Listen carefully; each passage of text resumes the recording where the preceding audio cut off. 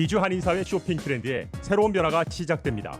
미주 한인들을 위한 아마존 스타일의 홈쇼핑이 탄생했습니다. 최신 트렌드에 맞는 발빠른 상품 업데이트로 언제든 최신 상품의 쇼핑이 가능하고 까다롭고 엄격한 제품 선정을 통해 최상의 품질을 보장합니다. 인터넷이 어렵다고요? 친절하고 전문적인 고객 서비스에서 상담부터 결제까지 도와드립니다. 로그인 필요 없이 복잡한 주문 프로세스를 모두 없앴습니다. 이제 한국 제품 미국 내 쇼핑은 한국 홈쇼핑이 최고입니다.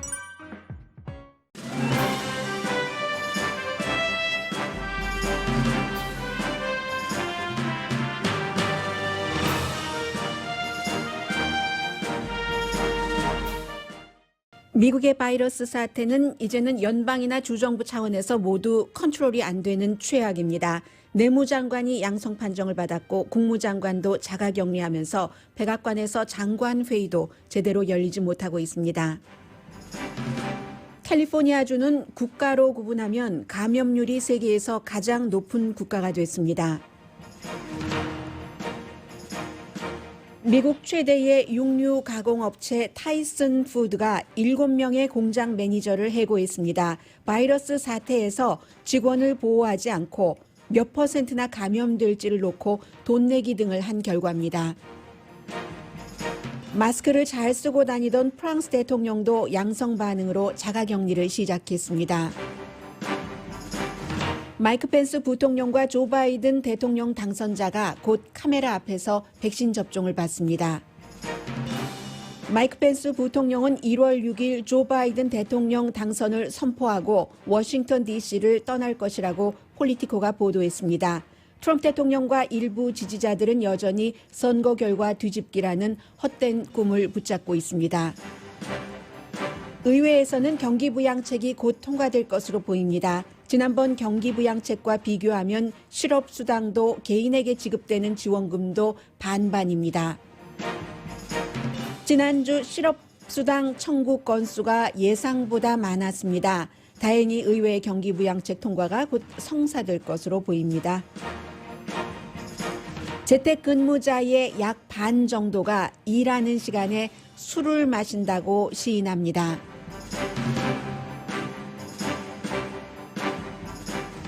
여러분 안녕하십니까? 오늘의 미국 강예신입니다. 미국은 코로나 바이러스 사태도 그렇고 그리고 이제 선거 이후에 결과는 다 정해졌지만 결과에 대해서 승복하지 않는 대통령이 있고 또 지지자들이 음모론과 루머에 속고 있거나 아니면 또 그 본인들도 그렇게 믿고 싶은 마음이 있기 때문에 이 두 가지가 정말로 어떻게 보면은 어느 게 더 중요하다고 볼 수 없을 정도로 기간적으로 따지면은요. 그럴 정도로 탑 뉴스입니다. 먼저 코로나 바이러스 사태부터 전해드리겠습니다. 어제 제가 오늘의 미국 끝나는 시간에 머릿속으로는 마이크 펜스가 아니라 지금도 또 그렇죠. 마이크 폼페오 국무장관이 본인은 네거티브 판정을 받았지만 자가격리에 들어갔습니다. 이 말씀을 마이크 펜스로 퍼스트 네임이 같으니까는 혼돈해서 제가 잘못 말씀드렸는데요. 그 이후에 미국의 내무장관은 양성 판정을 받았습니다. 52살이에요. 데이빗 버하트 내무장관이. 그런데 이제 수요일에 어떻게 알았냐면 어제가 목요일이었었죠.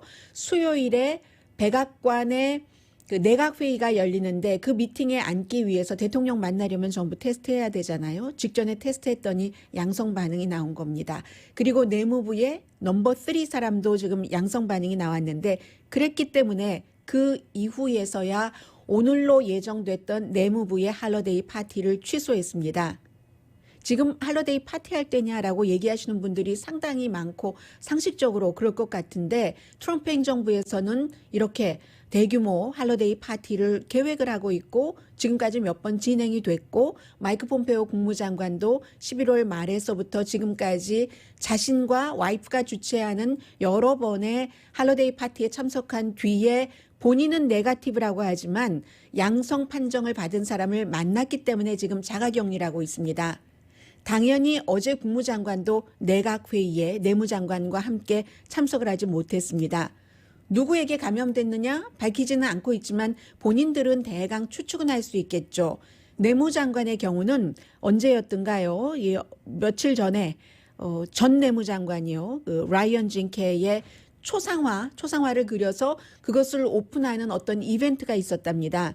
그 이벤트, 초상화 벗기기 이벤트에 갔었고 그 뒤에 지금 양성 판정을 받았는데 그 전 내무장관의 초상화 벗기기 그 이벤트에는 내무장관 혼자 간 게 아닙니다. 공화당의 여러 명의 상원의원, 뭐 노스다코타라든가 몬타나라든가 와이오밍이 지역구인 상원 의원들이 갔었고 그렇게 가서 거기로 추정을 하는 거예요. 지금 내무장관은. 그런데 그 이후에도 여러 번의 내무부에서 일을 하면서 사람들을 만났는데 지금 미국의 내무부의 본부도 재택근무를 하라고 하고 있거든요. 그런데 내무장관은 본인이 그 헤드쿼터에 본부에 명령 자체는 그 연방정부에서 혼자 내무장관이 할 수 있는 게 아니니까는요. 그 재택근무로 하고는 본인은 그냥 다닌 겁니다. 그러니까 몇 명이 또 내무장관으로부터 이 바이러스에 감염됐는지 지금 그 알 수 없는 상황이고요. 국무장관도 말씀드린 것처럼 본인은 네거티브를 하지만 지금 자가격리에 들어갔기 때문에 이 이후에 할러데이 파티는 취소했습니다. 이제서야 이 앤토니 파우치 박사는 나는 지난번 추수감사절 때와 마찬가지로 크리스마스 때도 내 아이들과 함께 할러데이 파티를 가족 파티지만 하지 않겠다, 안 만나겠다라고 선언을 했고요. 그런가 하면 지금 그 유럽도 굉장히 까다롭게 하는 국가는 까다로운데 독일 같은 경우도 마찬가지로 뭐 하루에 지금 확진자가 많이 늘어나고 있거든요. 유럽에서 가장 마스크를 잘 쓰고 거리두기 잘하고 했었던 사람 가운데 한 사람이 프랑스의 임마누엘 마크롱 대통령입니다. 앙겔라 머켈 독일 총리와 함께요. 그런데 양성 판정을 받았습니다. 혼자서는 안 되는 거예요. 이 프랑스의 그 대통령이 유럽 그 회의, 유럽 커미션 회의에 참석을 하고 나서 그리고 나서 이제 양성 판정을 받은 것이고 어제는 또 뭐 스페인 총리와 만나서 뭐 식사도 하고 그 밖에 유럽 여러 지도자들을 만나지 않았겠어요. 그렇기 때문에 지금부터 일주일 동안 자가격리를 하면서 일은 합니다. 이 프랑스의 임마누엘 마크롱 대통령이 벌써 42살이 됐네요. 그런데 특히 이 임마누엘 마크롱 대통령은 와이프가 연상이어서 지금 67살입니다. 하니까 더욱더 그 개인적으로도 조심을 할 것 같고요. 프랑스의 임마누엘 마크롱 대통령은 트럼프 대통령과는 달리 기후 변화에 있어서나 모든 면에서 과학을 굉장히 강조했었던 세계 지도자입니다. 물론 파리 기후조약이라는 것이 의미하는 바도 있지만 젊은 사람이고 기타 등등 여러 이유로 해서 코로나 바이러스에 대해서 프랑스는 통행금지령도 내렸고 여러 가지 할 것 다 했는데도 내가 잘해도 상대가 안 되면 내가 감염될 수 있는 겁니다. 교통사고랑 똑같은 거예요, 지금. 그런 뜻에서 제가 프랑스에 말씀을 드렸고요.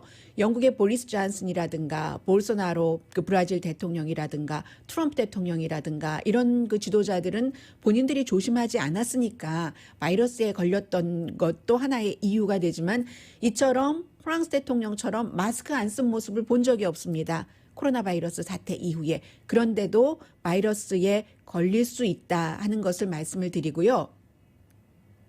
캘리포니아주는 인구가 4천만 명이 넘습니다. 한국의 남한 인구가 5천만 명 넘는다고 하는데 경제적으로나 인구적으로나 어느 그 국가보다도 더 큰 규모이죠. 해서 국가별로 비교를 해봤더니 캘리포니아주에서 지금 확진자, 사망자 나오고 하는 것이 인도보다 더 많습니다. 이제는. 세계 1위입니다.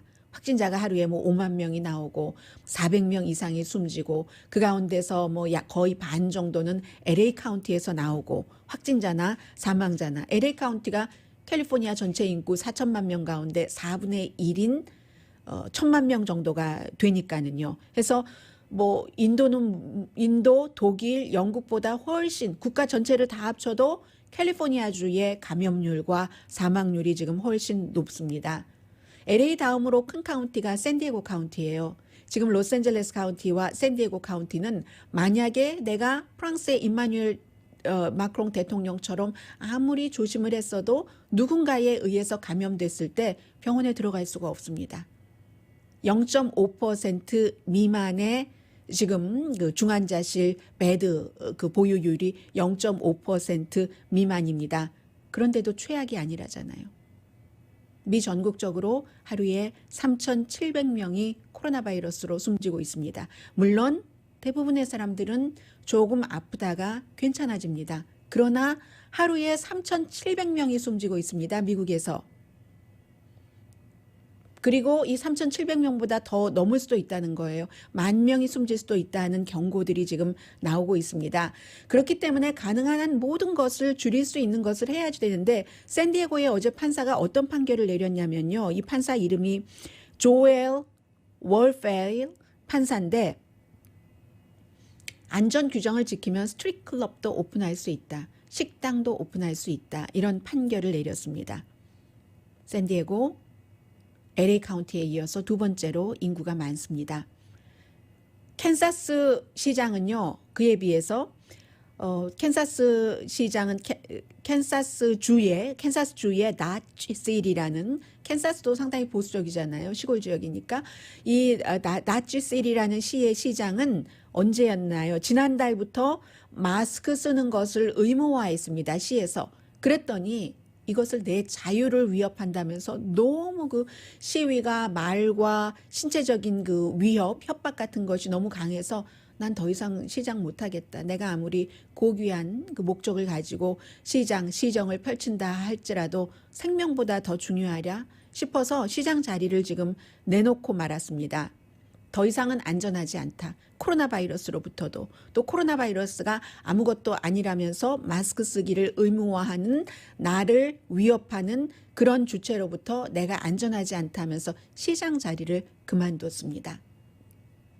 타이슨 푸드는 마켓에 가시면 평소에 브랜드를 기억하지 않고 뭐 베이컨이라든가 여러 가지 그 육류 뭐 많죠. 뭐 돼지고기, 소고기를 포함해서 미국에서 가장 많이 생산을 하는 회사가 타이슨 푸드입니다.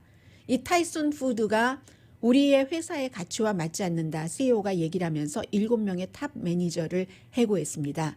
코로나 바이러스와 연관해서요. 봄에 이 타이슨 푸드의 뭐 공장이 여러 군데 있는데 아이오와주의 어떤 곳의 공장이었어요. 아이오와주의 워터루 공장에서 그 당시에 1,000명 정도가 감염이 됐고 6명이 숨지고 할 때였습니다. 그런데 그때 이제 탑 매니저 이름이 뭐 탐 하트인가 그래요. 그분이 슈퍼바이저들을 쫙 모아놨답니다. 뭐 공장이 워낙 크니까요. 뭐 마을 전체가 이 타이슨 푸드로 인해서 살아간다고도 볼 수 있으니까요. 어느 정도는 전부 슈퍼바이저를 모아놓고 사람들이 그렇게 숨져가고 많이 감염이 됐는데 계속 나오라고 하면서 일하라고 하면서 몇 명이나 이번에 테스트하면 감염될까? 이걸 돈 내기를 했답니다. 그래서 10명이 참여를 해서 $100를 모아서 뭐 어떻게 했겠죠. 이런 것들이 어떻게 나오냐면 코로나 바이러스 사태가 일어나면서 이게 사람들이 생명에 대해서 무감각해지는 게 있고요. 그리고 어떤 회사에서의 윤리 같은 문제까지도 이제 깊이 들어가는 거죠. 해서 한쪽의 의료진에서는 어떻게 하면은 확진자와 사망자를 줄이느냐, 또 백신 공급을 효율적으로 하느냐 하는 문제를 담당하고 있지만 다른 쪽에서는 법률팀에서는 아무리 이런 비상사태라도 정말 인간이 최소한의 인권을 유지하면서 돈벌이를 해야지 된다는 것을 조사하는 팀들이 있습니다. 이번에 이것은 6명이 숨졌는데 4명의 희생자 가족들이 이제 소송을 해서 그 소송을 맡은 책임자가 에릭 콜더 전 오바마 시대의 법무장관입니다. 해서 쭉 일을 해서 결국은 이런 것을 증명을 해낸 겁니다. 직원들이 그렇게 숨져 나가고 양성 반응이 되는데 회사가 계속 나와서 일하라고 하고 나중에는 문도 닫고 했죠. Too late. 그때는 너무 많이 퍼져서 마을의 그 확산율이 어마어마했습니다. 그런데 이걸 지나갔다고 그냥 두는 게 아니라 이걸 밝혀서 결국은 회사의 그 딘 방크 그 CEO가 사과를 하고 정말 우리도 몰랐으니까 그런 일이 일어났습니다 하는 그런 일들이 아무튼 있었고요. 그리고 백신 공급은 지금 그 예정대로 되고 있는데 아마 내일쯤이면 모더나사의 백신도 그 식품의약국 질병통제국에서 긴급하게 사용할 수 있는 승인을 할 것 같습니다. 물론 영국에서처럼 먼저 백신 접종을 한 모더나 바이오엔텍으로 엘라스카의 의료진 2명이 엘러지 반응을 보였는데 지난번에 말씀드린 것처럼 뭐든지 처음 나올 땐 다 엘러지 반응을 뭔가 부작용을 일으키는 사람들이 있는 것은 확실합니다. 그래서 여러분들께서도 아마 오늘의 미국을 듣고 계신 분 가운데서 백신 접종을 받으시려는 분들이 받지 않는 분보다 많으실 것이라고 생각이 됩니다. 아시안계가 백신 접종에 대해서 조금 긍정적인 편이니까요. 그럴 때 알아두시면 좋겠다 하는 생각으로 말씀을 드립니다.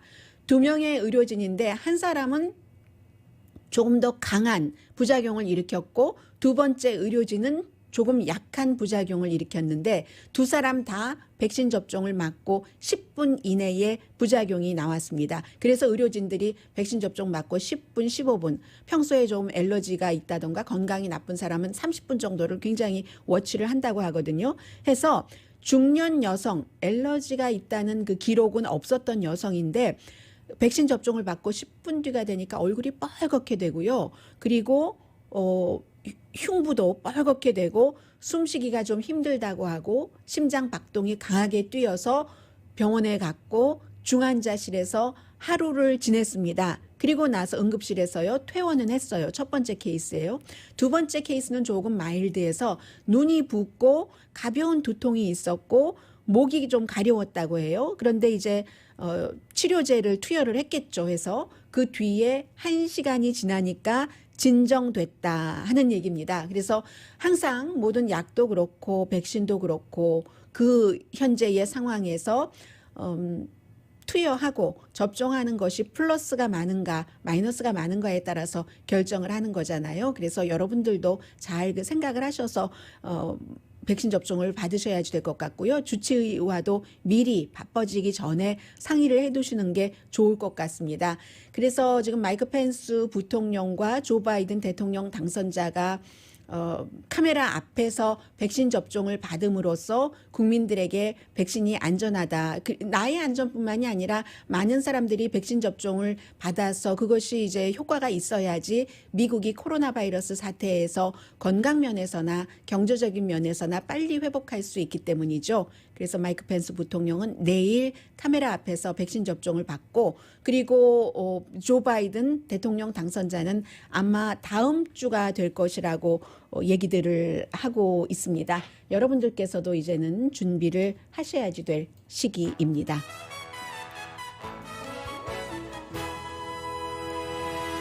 오늘의 미국은 전문가가 추천하는 이민법, 가정법 전문 제인정 종합법률사무소, 미주류 언론과 유명 인사들을 감동시킨 미주 판매 1위 카후나 마사지 체어, 한인 기업의 자랑 카후나 마사지 체어, 코지다운 갤럭시 이불은 잠이 솔솔 오게 하는 기능성 거위털 이불, 거위털 이불 전문 회사 코지다운, 언제 어디서나 내 맘대로 골라보는 한국 TV, 한국 쌍방울이 만든 최고의 KF94 방역 마스크 트라이를 미주 최초로 출시한 한국 홈쇼핑 공동펀입니다.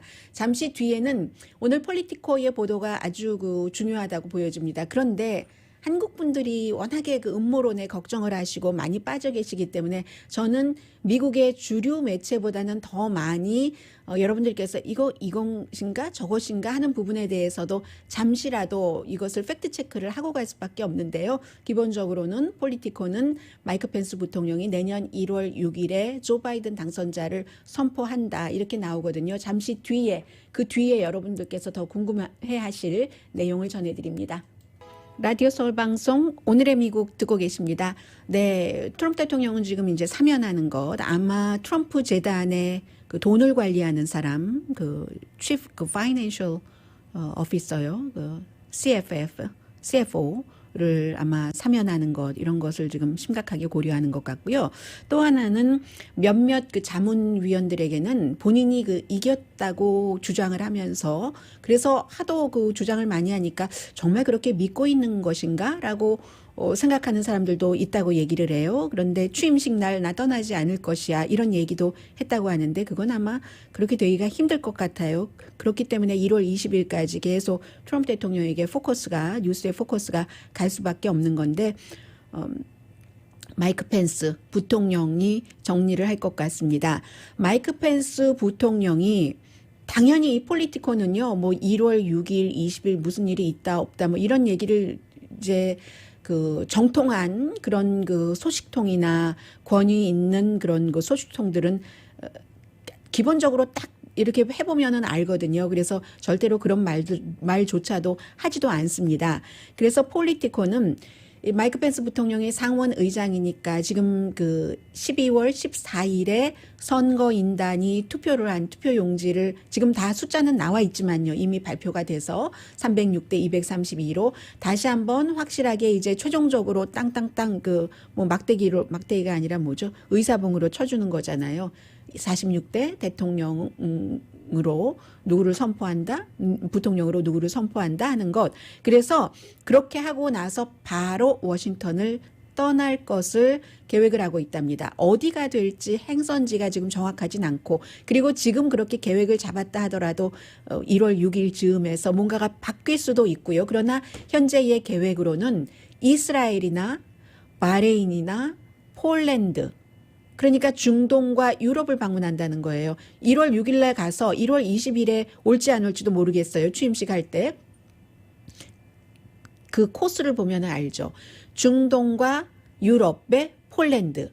결국은 본인이 그 헌법에 명시된 대로 차기 대통령 그 당선자를 하는 그 수순은 아주 그 부드럽게 할 의무는 하고 헌법에 준수해서 하고 그러나 트럼프 행정부 시절 본인이 부통령으로서 이뤘던 어떤 일들, 트럼프 행정부가 중동 문제에서 이스라엘과 아랍 국가와의 어떠한 그 긴장 같은 것을 조금 풀었다라든가 이런 것을 홍보하기 위한 것이고 중동 방문하는 것이 그리고 또 하나는 이 마이크 펜스 부통령은 신실한 기독교인이다. 이런 것 하나로 거의 60% 이상의 지지자들이 뭉쳐 있는 또 특별한 케이스잖아요. 내가 이스라엘을 지지한다. 하는 것을 보여주기 위해서 이스라엘을 선택을 했다 하는 것이고요. 크리스천 우파죠. 말하자면 크리스천 우파를 하기 위해서. 그리고 워싱턴을 떠나는 이유는 트럼프 대통령을 피하기 위해서. 트럼프 대통령이 처음부터 지금까지 가장 중요하게 생각하는 것은 본인에게 충성하는 것. 충성도가 높아도 그 이상을 해주지 않으면 언제든지 트위터로 해고하는 트럼프 대통령. 앞에서 마이크 펜스 부통령이 차기 대통령이 조 바이든과 부통령이 카멜라 해리스다라는 것을 선포하고 난 뒤에 어떠한 그 처우를 받고 어떻게 볼 것인가 이것 때문에 트럼프 대통령의 분노를 피하기 위해서 트럼프 대통령은 그 미치 매코넬 공화당 상원 원내대표가 이제 헌법에 따라서 선거인단이 대통령 당선자와 부통령 당선자를 선출을 했기 때문에 축하한다라고 얘기를 했잖아요. 그 이후에 공화당이 벌써 포기를 하다니 싸우지도 않는다라고 비난을 했는데 그 선포 자체를 사실은 포지션이기 때문에 할 수밖에 없었는데 그 하고 난 뒤에 트럼프 대통령의 분노를 피하기 위해서 한다는 겁니다. 그리고 지금 마이크 펜스 부통령이 부통령으로서 할 일은 하고 있어요. 백악관의 이 코로나 바이러스 자르기 때문에 어제도 그 부지사들과 컨퍼런스 콜을 통해서 백신을 어떻게 배분하는가 이런 문제에 대해서 충분히 의논을 했고 그리고 이제 또 하나 남아있는 것이 1월 6일 전에는 1월 5일에 바로 전날 잠시 뒤에 또 좀 말씀드리겠습니다마는 조지아주의 상원 선거가 있기 때문에 그곳에 캠페인 가는 것은 하고 한마디로 보스인 트럼프 대통령의 눈에는 띄지 않으면서 본인의 크레딧은 부통령으로서 그 만들어놨던 크레딧은 그대로 유지하고 간다. 차기 그 대통령 대권 주자로서의 그 그룹 명단에 이름을 올리면서 이게 지금 마이크 펜스 부통령의 행보입니다. 그리고 많은 분들께서 제게 물어보세요. 너무 많은 곳에서 너무 많은 음모와 가짜 주장들이 많은데 음모와 가짜는요 굉장히 때로는 섬세하고 정교하기 때문에 그것에 일일이 반박을 할 수도 없고요. 그리고 원래 그 뭐 이태리의 유명한 브랜드의 장인 정신으로 수백 년 만들어 왔었던 그 브랜드들이 가짜 $60, $70짜리 가방과 옷을 구분 못한다고 하잖아요. 시계도 마찬가지로 그 정도로 정교하기 때문에 그런데 가장 궁금해하시는 부분의 그 하나는 제가 팩트 체크를 해드려야 될 것 같습니다. 제가 제일 많이 받는 질문이 이 질문입니다. 아니 방송을 들으면 12월 14일에 선거인단이 투표를 해서 바이든 확정이라는데 아니라는데 1월 6일 날 달라질 수 있다고 하는데 스윙 스테이트의 공화당의 의원들이 이 트럼프에게 투표를 해서 그 선거인단 표를 가지고 뒤집을 수 있다고 하는데 마이크 펜스 부통령이 역량이 있기 때문에 그런데 거기에 많은 살들이 붙습니다. 간단하게 정리를 하겠습니다. 6개 주에서 이 바이든 그 부통령에게 선거인단 표를 줬는데 그 6개 주에서 트럼프 대통령에게도 표를 줬다. false. 가짜입니다. 그 6개 주는 조지아, 펜실베니아, 위스콘신, 미시건, 애리조나, 네바다. 전부 이제 스윙 스테이트였었죠. 바이든 당선자가 다 이긴 곳이기도 하고요. 2군데에서 시도는 했었습니다. 조지아주에서는 이제 12월 14일에 주정부의 상원회의실에서 선거인단이 16표를 바이든 후보에게 줬을 때 트럼프 대통령을 지지하는 16명들이 지하실에 내려가서 또 트럼프 대통령에게 했습니다. 그리고 미시건주에서도 정부 청사로 트럼프 대통령을 지지하는 사람들이 어떤 그것을 꾸려서 하려고 했는데 의회 경찰이 그 청사에 그 사람들을 들어가지도 못하게 했습니다. 나머지 주에서는 그 같은 투표가 없었습니다. 그런데 설령 투표가 있었다 하더라도 조지아주에서 그 같은 투표가 있었다 하더라도 법적으로 아무런 의미가 없습니다. 왜냐하면 이런 사람들 분명히 주에서는 선거하기 전에 뭐 주지사와 그 이후에 주지사와 그 관계자들이 인증을 하는 선거인단이 있는 겁니다. 그 선거인단이 주마다 다르긴 합니다만은 어떠한 경로로 추천을 받아서 주로 이제 그 전당대회 때 투표로 결정이 되거든요. 선거인단이 대통령에게 투표를 하는 선거인단이 그렇게 되는데 그렇게 해서 선거인단이 만들어지면은 그 선거인단을 주지사와 관계자들이 인증을 해줘야지 됩니다. 그렇게 인증을 받은 사람들이 12월 14일에 바이든 당선자에게 306표, 트럼프 대통령에게 232표를 준 것이고 나머지 지금 조지아주에서 살짝 그 지하실에 가서 투표를 했다고 하는 그 트럼프 대통령의 지지자인 12명의 정치인들은 보통 이제 미국에서 섀도우 선거인단이라든가 아니면 대안 선거인단이라든가 얼터너티브라든가 섀도우 이런 단어를 쓰거든요. 법적으로 아무런 권한이 없어요. 이들이 설령 조지아주에서 투표한 16표가 힘을 가지려면은 법원에서 원래의 선거인단의 그 투표가 무효라고 해야지 되는 겁니다. 그러면 부정선거라는 그런 판결을 법원에서 받아야지만 되는 거거든요. 지금 며칠 전에 바이든 당선자가 얘기를 했지만 80명이 넘는 연방 판사가 연방 대법원을 포함해서 전부 하나도 부정선거라고 이렇게 그 판결을 해준 게 없습니다. 왜 그러겠습니까? 증거가 없으니까 부정선거라고 안 한 거죠. 그러므로 이러한 것들이 이루어질 확률이 없고 다만 1월 6일에는 어제 말씀드린 대로 과거에도 그런 적이 있었어요. 민주당이 그 시위하기 위해서 알고가 537표인데 그것도 개표하다 중단했으니까 그렇지 끝까지 했으면 이겼을지도 몰라 하면서 이제 그 의회에서 약간의 민주당 의원들이 이거 뭐 거부하겠다 이렇게 하지만요. 몇 시간 지나가면 결국 1월 6일 날 결정이 된다니까요. 그러니까 이 부분은 전혀 생각하지 않으셔도 된다. 그런데 왜 그러느냐.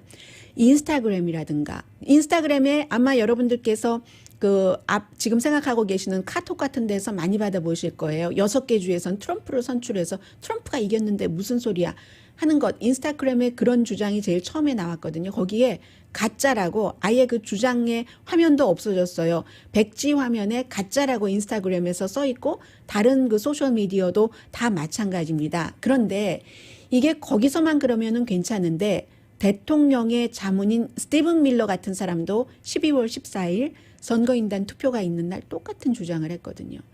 그러니까 사람들은 아니 대통령 주변에서도 그렇게 얘기하고 이게 버젓이 이런데 그리고 뭐 뉴스맥스, 에폭타임즈, 원아메리카 네트워크 요즘 조금 수그러들긴 했습니다만 그 뉴스맥스는요. 아직도 뭐 에폭타임즈는 좀 심하고요. 그렇게 그런 것들이 있기 때문에 그런 것을 또 여러분께서 직접 보시는 게 아니잖아요. 자신들의 입맛에 맞게 이렇게 잘 조절을 한 브레이트바트라든가 아니면 뭐 한국의 유튜브를 하시는 분들이라든가 그런 분들에 의해서 각색된 것을 또 하는데 정교하게 각색을 하니까 뭐가 사실이고 뭐가 진실인지를 규명하기가 힘드신 겁니다. 전문가가 아니면 늘 그 분야에서 일하는 사람이 아니면 그 분야에서 일하는 사람들도 요즘 얼마나 일이 많은지 몰라요. 저 같은 경우도 쓸데없이 확인하지 않아야지 될 것들을 너무 많이 확인을 해야지 되는 거예요. 여러분들께 방송을 해드리려면은 다 말씀은 안 드리지만 저는 알고 있어야지 되잖아요. 그러니까 뭐 몇 개 주에서 트럼프 대통령에게 투표를 해서 이게 1월 6일에 뒤집힌다? 그럴 일 없습니다. 라디오 서울 방송 오늘의 미국 듣고 계십니다. 지금 의회 지도자들이 경기 부양책에 대해서 아직까지도 마지막으로 협상을 하고는 있습니다만 이번 주말에 통과될 것이 거의 확실하다 이런 얘기들 나오고 있고요. 의회 의원들의 입을 통해서 나오고 있습니다. 그렇게 되는 경우 약 9천억 달러 정도에서 실업수당 4개월 28주 해서 300달러씩 일주일에 지난번에 600달러였습니다. 그리고 한 번 주는 체크는 1200달러에서 반으로 또 줄어든 600달러. 어제와 달라진 것이 거의 없습니다. 어제 그 방송 끝나고 나서 몇 시간 있으니까 한두 시간 있으니까 600달러로 이게 확정이 됐다라고 나왔습니다. 그리고 이제 그 밖에는 이제 여러 가지 지원금, 백신 배당 등등에 하고 스몰 비즈니스를 돕는 그런 그 돈들도 들어가게 될 겁니다. 실업수당을 청구한 사람이 지지난주에 이어서 예상보다 크게 늘어났거든요. 처음으로 실업수당을 청구한 사람이 88만 5천 명. 일주일 전보다도 2만 3천 명이 많아졌습니다. 원래 줄어들 것으로 예상을 했거든요. 한 80만 8천 명 정도? 그런데 88만 5천 명이니까 8만 3천 명이나 예상했었던 것보다 많다는 겁니다. 9월 5일 이후에 처음으로 한 주일 단위로 실업수당을 청구한 사람이 가장 많았던 주가 지난주입니다. 할로데이를 앞두고 좀 슬프잖아요. 스토리가. 너무 슬퍼서. 지난주도 크게 올랐었죠. 그래서 85만 3천 명이었는데 최종적으로 해보니까 86만 2천 명. 지난주보다도 더 많아졌고 몇만 명이 더 많아졌고 그러니까 당연히 경기부양책은 있어야지 된다. 제롬 파웰 연방준비제도 의장은 정말로 필요하고 더 강하고 이것으로 끝이어서는 안 된다는 것을 어제도 오늘도 강조를 하고 있고요. 그리고 그렇게 될 겁니다. 특히 이제 재무장관 지명자가 인준받을 것에 별 무리가 없어 보이고 자넷 옐런 전 연방준비제도 의장인데 자넷 옐런 의장이나 제롬 파웰 현 의장이나 지금 코로나 바이러스 사태의 경기 부양책을 어떻게 해야지 된다는 데는 의견이 거의 비슷하거든요. 그렇기 때문에 이제 될 것 같고요. 대신에 이제 변함이 없어요. 어제랑 똑같습니다. 공화당이 원하는 코로나 바이러스 소송에 있어서 비즈니스를 보호하는 그런 기금 노, 또 민주당이 원하는 주정부와 로컬 정부에 돈을 지원하는 것 이것도 노. 일단은 그것보다는 실제 사람들에게 돈을 먼저 주자 하는 얘기고요. 오늘쯤은 제가 간단하지만 핵심을 앞으로 1월 5일까지 굉장히 많이 들으실 것이기 때문에 더군다나 조지아주의 상원 결선은 조지아만의 문제가 아니기 때문에 네 사람에 대해서 좀 전해드리겠습니다. 지금 현직 조지아주 상원 의원은 두 사람 다 공화당입니다. 이 사람들이 그 자리를 지키면 공화당이 다음에 다수당이 되고 이 두 사람 자리를 전부 민주당 후보가 빼앗아 오면 민주당이 다수당이 됩니다. 그래서 이번에는 어떤 때는 그 대통령이 이 당이면 다른 의회는 다른 당이 좋다라는 얘기도 있고 이번 같은 경우는 그러면 4년 동안 아무것도 못할 것 같아 해서 한번 몰아주는 것도 괜찮아라고 생각하는 사람도 있습니다. 두 명의 현직 의원들도 원래 정치인은 아니에요. 굉장히 부잣집 사람들이었고 그런데 민주당의 도전자들도 정치인이 아닙니다. 먼저 라파엘 워넉이라는 목사세요. 이분이 민주당 도전자인데 누구에 도전하느냐? 켈리 러플러라는 여성 지금 특별하게 다른 사람이 은퇴함으로써 조지아 주지사가 이 사람을 상원의원으로 임명한 사람이에요. 증권거래위원회의 헤드의 와이프고 본인도 돈 굉장히 많고 라파엘 워넉 목사는 마틴 루터킹 주니어 목사가 주니어이었을 때도 시니어이었을 때도 목사를 했었던 애틀란틱의 교회의 지금 담임 목사로 15년 동안을 일하고 있고요. 그리고 존 오소프 대 데이빗 펄듀 현 공화당 의원 대 존 오소프. 존 오소프도 33살 밖에 안 됐어요. 33살이 맞네요. 밖에 안 됐어요. 그래서 이제 사람들을 설명을 하자면 도전자부터 설명을 하겠습니다. 이 라파엘 워녹 그 도전자는 51살이에요. 조지아 태생이고 만약에 당선된다면 조지아주에서 흑인이 그렇게 많은 조지아주에서 첫 번째 흑인 연방 상원 의원이 됩니다. 박사학위를 가진 목사세요. 굉장히 연설을 잘하죠. 이슈가 있고 영감이 있고 해서 애틀란타에서는 저 사람은 언젠간 정치를 할 거야. 어느 포지션이냐가 문제지. 이렇게 얘기를 쭉 해왔었고요. 그런데 이 같은 도전자에 대해서 켈리 그 로플러 그 여성 그 상원 의원은 굉장히 위험하고 급진적인 인물이다라고 얘기를 합니다. 또 다른 도전자 존 오소프라는 민주당의 상원 도전자는 33살이고 이민자의 아들이에요. 어머니는 그 오스트레일리아고 그리고 주이시예요. 만약에 조지아주에서 이 33살의 그 존 그 오소프가 당선이 된다면 첫 번째 주이시 연방 상원 의원이 됩니다. 이 사람은 라파엘 워녹 또 다른 민주당의 그 후보와는 달리 좀 편안하게 얘기를 하는 사람이고요. 두 사람의 특징은 함께 공동 선거 유세를 많이 합니다. 공화당의 현직 의원 2명이 정말로 아웃 오브 터치다. 보통 사람들 생각과는 금권주의자다라고 얘기를 합니다. 그러면 공화당의 데이비 폴듀와 켈리 그 로플러 이 두 사람은 어떤 사람인가? 두 사람은 뭐 정치 경력이 많지는 않고요. 다 비즈니스맨, 비즈니스 워먼이고요. 비슷한 옷을 입고 있습니다. 너무너무 부자인 거예요. 성공한 사업가고 한마디로 컨트리 클럽 공화당이다. 이렇게 생각하면 되고 또 중요한 것은 트럼프의 지지자이다 하면서 이 두 현직 의원들은 우파 무장 조직원들과 함께 선거 캠페인을 합니다. 그리고 조지아주에서 음모론의 온상지인 QAnon을 믿고 하는 한 그 하원 의원 당선자가 나왔잖아요. 여성 당선자가 메조리 테일러 그린. 이 그린 당선자와도 함께 캠페인을 합니다. 무엇보다 이 두 사람은 그 연방 상원 의원으로 일하면서 코로나 바이러스가 크게 퍼지기 전에 이러한 바이러스에 관한 보고를 받고 그 관련 주식을 다 팔았습니다. 팔았는데 거기에 대해서 본인들은 몰라 우리 관리자가 했지라고 얘기를 하는데 이 의원들이 정보를 받고 나서 관리자들이 팔아서 손해를 좀 피하고 했다는 얘기예요. 그런데 그 부분에 대해서 법무부에서 조사를 받았는데 연방 법무부가 그 당시에 윌리엄 바 법무장관이 또 트럼프 대통령이 두 사람을 지지를 해요. 이 펄듀 상원 의원은 지금 펄듀 농림부 장관의 사촌이기도 하거든요. 해서 그런 이유로 별일 없이 유야무야 끝났습니다. 조지아주에서는 선거에 민주당이 상원도 이긴 적이 없는데 2004년 그 이후에요. 2004년 그 당시에는 질 밀리라는 의원이 있었는데 이 사람 너무 보수적인 사람이에요. 2005년도에 은퇴했는데 2004년도에는 공화당 전당대회에서 연설을 했었을 정도입니다. 아마 지역구 계산 등등해서 온만 민주당을 입었지 공화당에 가까운 그런 상원이었고 의원이었고 그 이후에 이 민주당에서 중요한 정치인이 상원에서는 나오지 않았습니다. 그런데 이번에 바이든이 이겼고 민주당 후보들은 지금 오바마 전 대통령이라든가 아니면 스테이시 그 아브라함 전에 그 주지사 선거에 나가서 약간의 차이로 진 아프리칸 아메리칸이죠. 그래서 도움을 받으면서 선거 유세를 하고 있고 전통적으로는 중간 선거나 결선에 공화당의 투표율이 상당히 높죠. 그런데 이번에 조지아주에서는 트럼프 대통령을 자문을 했었던 뭐 시드니 파웰이라든가 이런 변호사들이 부정선거다 나가지 말아야 돼 그 표 뭐 이런 얘기를 뒤집히기 전에는 트럼프 표라고 이렇게 얘기를 하기 때문에 투표율이 어떻게 될지 모르겠어요. 날씨도 굉장히 중요하고요. 이 정도가 미 전국적으로 공통적으로 이 조지아주 결선을 앞서서 뭐 알아두시면 괜찮을 그 정도 정보였습니다.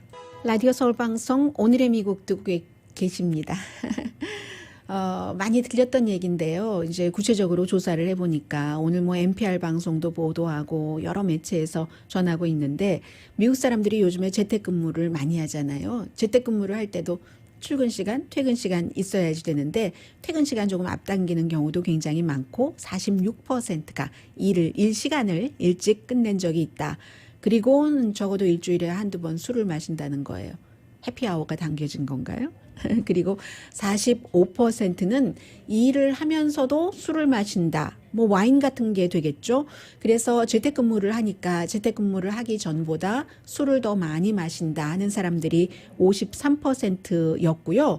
그리고 왜 술을 마시나 하면은 뉴스를 보면은 술을 마시고 싶어져요 하는 답변이 있었습니다. 그리고 당연히 2020년 남은 날들에는 덜 마시려고 노력을 합니다. 60%가 이런 말씀을 하셨는데 늦잠 주무시는 분들도 많다고 하네요. 많진 않네요. 10명 가운데 1명밖에 안 되나요? 일찍 양심적으로 일어나서 출근하는 것처럼 일하시는가 보죠. 원폴이라는 이 같은 생활적인 폴을 많이 하는 곳에서 2,000명을 대상으로 조사를 해서 많은 매체가 전하고 있는 내용이고요. 오늘의 미국은 전문가가 추천하는 이민법, 가정법 전문 제인정 종합법률사무소, 미주류 언론과 유명 인사들을 감동시킨 미주 판매 1위 카우나 마사지 체어, 한인 기업의 자랑 카우나 마사지 체어, 코지다운 갤럭시 이불은 잠이 솔솔 오게 하는 기능성 거위털 이불, 거위털 이불 전문회사 코지다운, 언제 어디서나 내 맘대로 골라보는 한국 TV, 한국 쌍방울이 만든 최고의 KF 마스크, 방역 마스크 트라이를 최초로 출시한 한국 홈쇼핑 공동폰이었습니다. 10시에 좋은 아침, 좋은 하루 방송됩니다.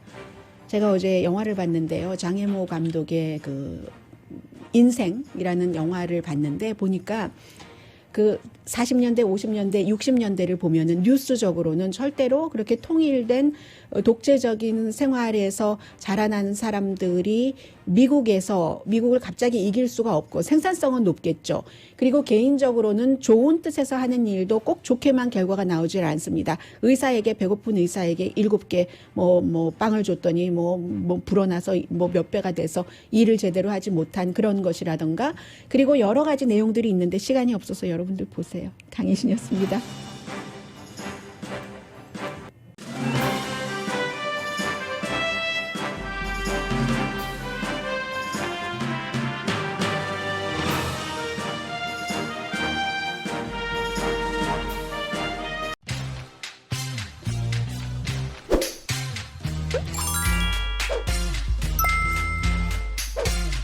you